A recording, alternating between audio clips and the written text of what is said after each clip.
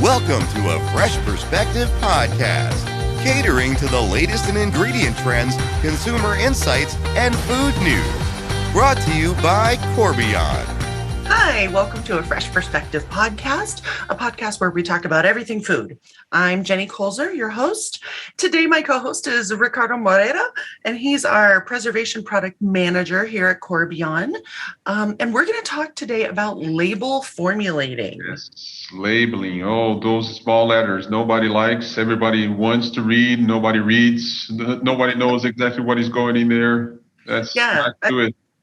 I think people read them, but I don't know if they know what they're reading. Exactly. That's my point. They read, but they like, what is it? I don't know. Sometimes when I want to look really knowledgeable at the store, I'll pick something up and, really, really read that label. But I don't know what any of the things are. People may think that you were getting a healthy or something just if you read that, right? That's exactly. Exactly. Does it say brand on the front? And am I reading the label? Then I'm already winning in the healthy thing today. Exactly. We have a great guest. Let's introduce him. His name is Tom Rourke. He is the owner of 2020 Food Partners. Hi, Tom. Hi, Jenny. How are you? I'm great. Thank you. Good to have you, Tom. So good to have you. Ricardo, how are you? Good, man. Good. How are you doing? Good. Today we're talking about label formulating, and this is kind of a new topic for me, so I'm a little bit excited. The first time I realized that raw meat includes ingredients was when I was soaking chicken breasts, like my mother taught me, in salt water, and I could see little perforations in the chicken breasts, and I thought, what are these here for? I learned that, there are actually some ingredients that are included in a raw chicken breast.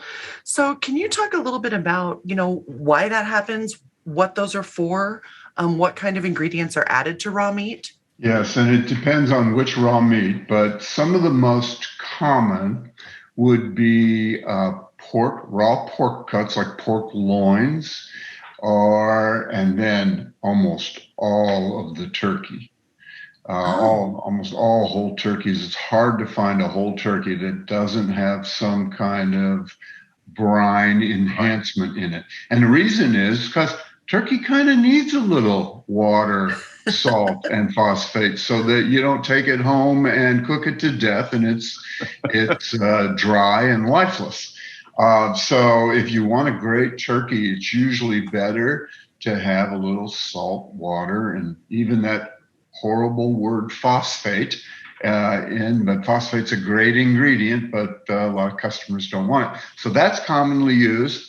Same thing with a pork loin. If you're going to roast a pork loin, if you go overboard and you read your grandmother's book that tells you to cook it to 180 because trichina was rampant back then. Right. Maybe great grandmother's book. I'm sorry. Yeah. But you cook it to 180, and once again, it's dry. And so to protect against that, a little, water and salt and maybe some phosphate are commonly added. Now, your chicken breast is probably a little different story. That was probably so they could extend the shelf life a little bit. That could have been vinegar or an ingredient like that. So there's kind of two different things going on there. One is to give you more yield, more juiciness after you cook it, and the other would be for extended shelf life. So, Tom, a question for you. I mean, if I see the history, right? I mean, you saw all these changes over time in the industry, and going for labels that were incredibly big with a lot of chemical ingredients. I think Corbion was in history also part of those names, and then suddenly we see the change for clean label. What do you think is going to be the next steps? I mean, do you think we are going to be more into vegetable extracts, plants? What is your vision for what happened and what is coming now? Yeah, great question, and a pretty broad and big question. I think there's one thing that we can depend on with consumers is that they hate the eights. Yes. They hate the eights. Anything that ends in ATE or ATES, they don't. Phosphate, nitrate, erythorbate, lactate, diacetate. They want it gone. They don't understand it. They want it gone. They want kitchen cupboard labels. Yes. They want to understand what they're putting in their body. And you can't blame consumers for that. If you take me into a field that I don't understand and you start giving me, because every field has its language, right? Whether it's geology or physiology or whatever, they all have their own language. And we do that as scientists so people think we're smarter than we really are. And so because we have our own little language.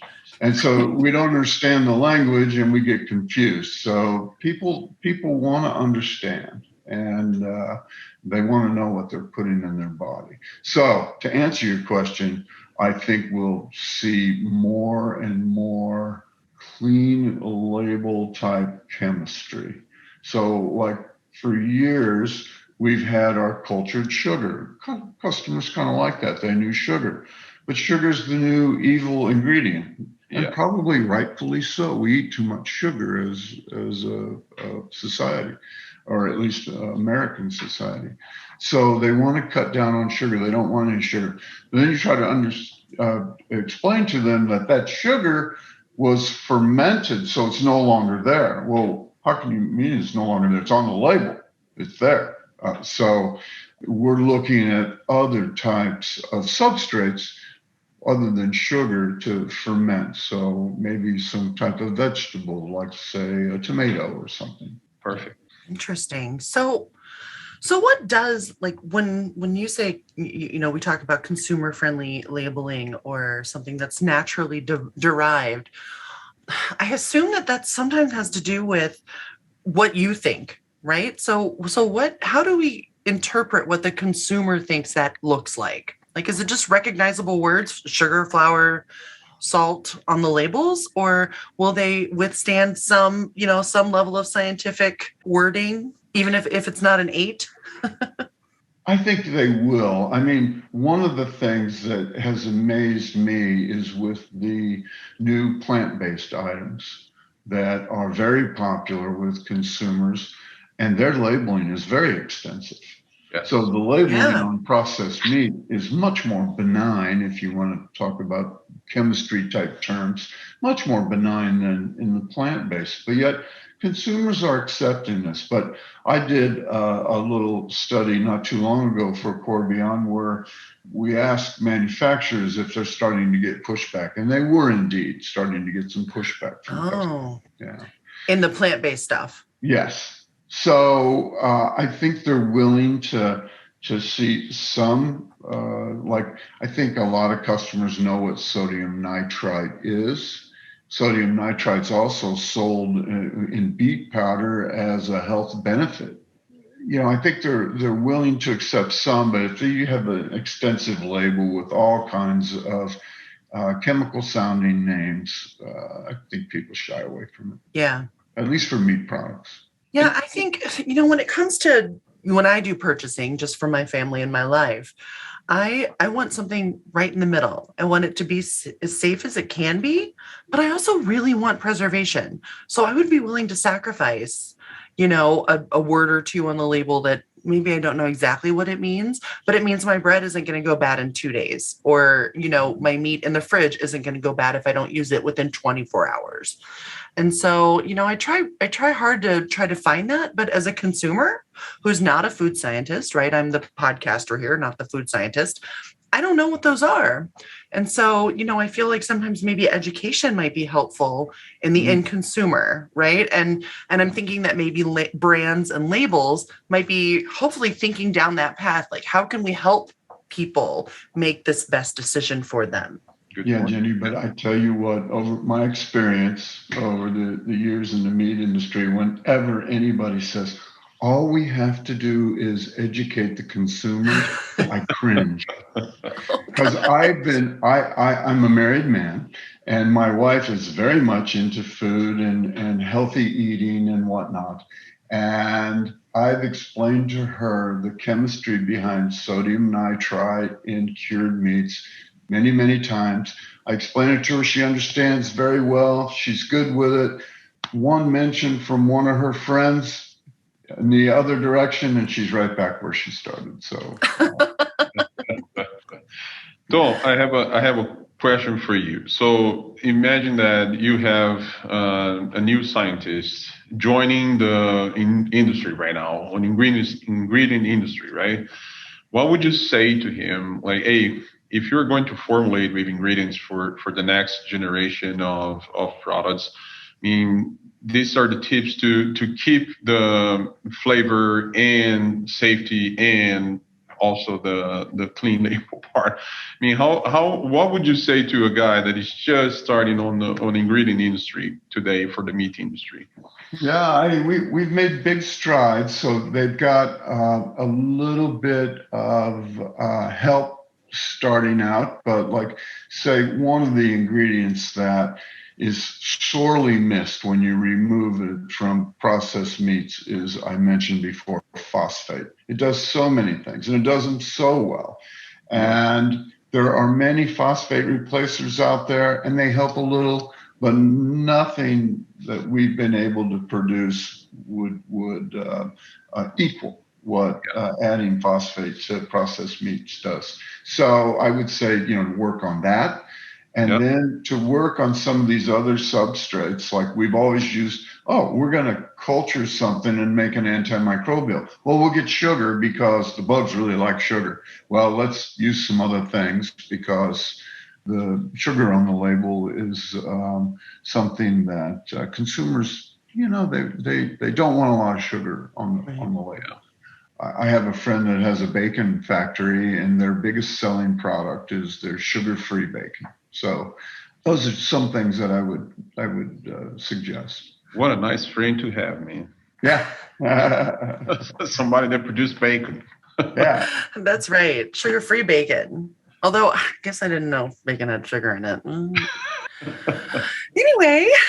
You can always buy the sugar-free bacon and just put some maple syrup on it. So there you go. And then I've covered it all and I've just added my own sugar, which makes me, no worries there.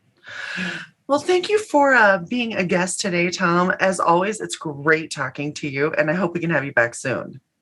Thank you very much. Nice seeing you. Thank you so much, man. Man, that was great.